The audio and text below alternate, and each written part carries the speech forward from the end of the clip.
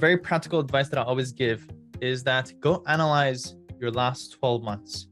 Exactly where did your clients come from? What's the source? What kind of marketing are you doing? So to kind of define how you're spending your money. And I want you to analyze that data so that you'll be able to apply the 80-20 principle to it. I can see that behind you are some awards that are on the wall of your office. I'm wondering if you could tell us what those awards are and what they represent. So these are concrete goals that helped me achieve a goal that I set out to achieve about 5 or 6 years ago. So these are awards by ClickFunnels. ClickFunnels is just a software that helps you create these pages, these website pages, to increase your chances of you turning these leads into clients. So that's what it does. These website pages that helps you, people that have problems, how do you get them to sign up as a, so when I got exposed to this tool, I'm like, I'm gonna apply this tool for my law firm to help me sign up more clients. And lo and behold, it started working out. So I basically took me 5 years for me to generate $1 million for my first law firm. And the first time I did it, it kind of like opened up my eyes. I'm like, this is how it's done. So I went and duplicated the same exact process, and I did it for my second law firm. Then I repeated it for my third law firm. And then recently, also started teaching this to other lawyers, and I was able to secure for my fourth time. So these are basically 3 different law firms, and a fourth one for a company, to be able to generate $1 million, now multi-million dollars for each of them, applying these concepts and automations and scalable and virtual models to my law firms. What do you think's the best advice that you've ever received? I was actually thinking about this. I'm like, what was the biggest things that I've learned from my mentor? And I think one of them, I want to say one of the best is don't sit on decisions. I don't sit on decisions. I don't debate whether this is a better way or if that's the other way. One thing that I learned from my mentor is whenever I ask him like with this or that, he always says both. And that kind of gets you to always just do. You see what the result is, and based on that, you analyze what's going on. A lot of people get stuck on trying to analyze which one's better, and that kind of bugs them down to actually take action. I just do. We're not really thinking as much. More doing, less thinking. Do you think the legal system is fair? Not in all ways. Why not? And again, that's not a negative thing though. That's the thing. Again, it depends on your perspective. When I say no, that means there's room for improvement. There's things that we could do better. There's things that could be improved. So I think the world is created that nothing's ever complete. Nothing's ever finished. And along with that, everything is also temporary. So if that's the case, no, nothing's perfect. So no, I don't think any system is ever perfectly perfect. Do you provide any coaching to attorneys? I do, actually. Yeah. How does that work? I started 3 years ago when I started applying these things for myself, and it was a proof of concept for myself. I'm like, okay, now let me go on a journey to pass this on. Always had a vision to have a tutoring company. When I was in high school and college, I had a successful tutoring company, and I kind of had to let it go because I went to college and law school happened. And then at one point, it was a couple of years ago, I wondered, I'm like, what happened to my tutoring company vision? And I realized, I'm like, wait a minute, for the last couple of years, I have been tutoring, and I've just been tutoring lawyers. It's been doing great. 400 lawyers have joined our program so far across multiple practice types, both transactional and litigation lawyers. And I teach things in principles idea. These are overarching big ideas, big leverages that once you learn, then you'll be able to apply it for your specific practice type. And now that I'm 3 years in, I've been able to collect so much data about what works and what doesn't for specific practice types. And anybody that comes in, I just have to have like a 10-minute conversation with you, and I could tell you straight up what works for you, but what doesn't.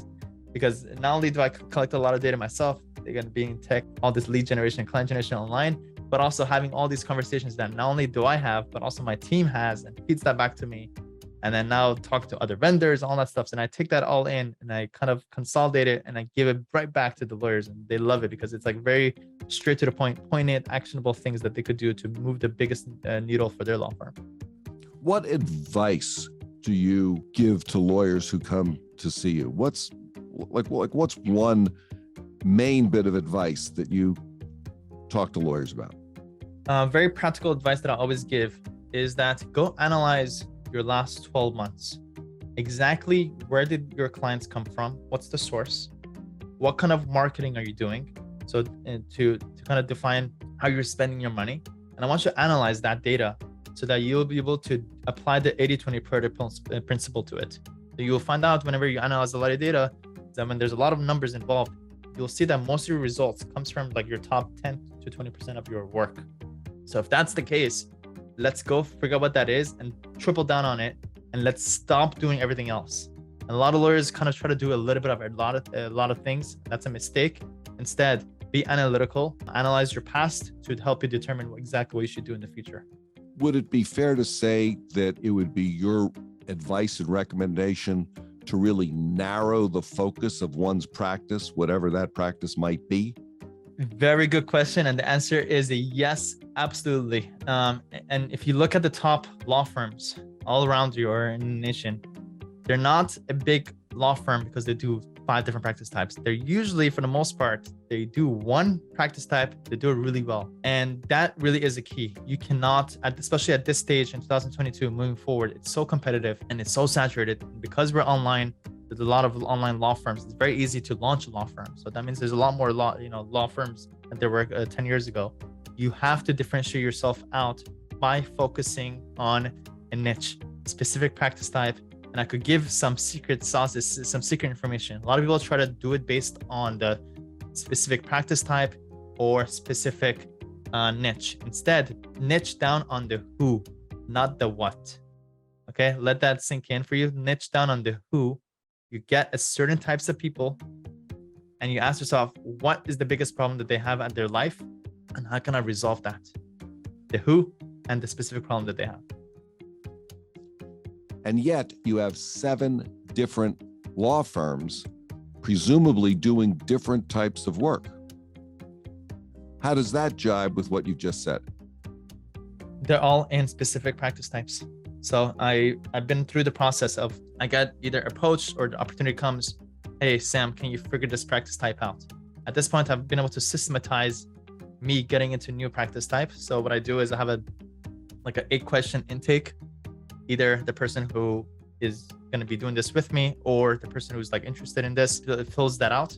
And those answers is pretty much everything I need to know about the practice type, such as, what are the qualifying questions you need to ask? What's the specific problem you're looking to resolve?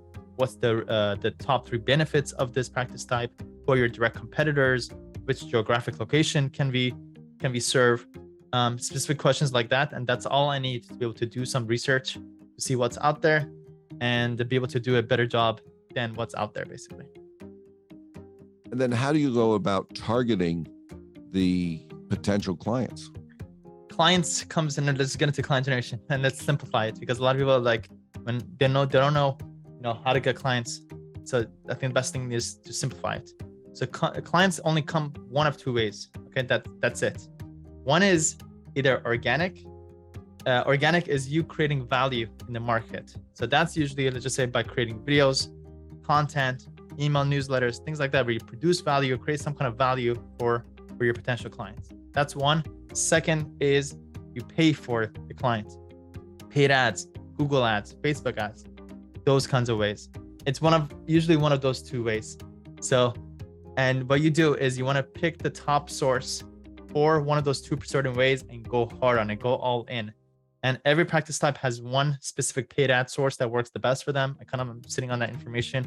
That usually I share that with our lawyers. If you can pay for it, that's great. Let's go quickly set that up. If not, if you don't have money, instead you have time, okay, let's go spend the next 6 to 12 months, pick one specific platform that we could consistently post content, provide as much value to our potential clients. If the lawyers who understand this concept and commit to it for 6 to 12 months and actually follow through are the ones that are pretty much guaranteed. Lawyer Nation, I hope you enjoyed that video. If you did, take a moment right now to subscribe right below and turn on the bell notification to get notified every time I post a video, because right now I'm posting 5 videos a week, providing lots of value to lawyers. So click right here to subscribe, and to watch the next most relevant video, click right here. Go do it, go watch it.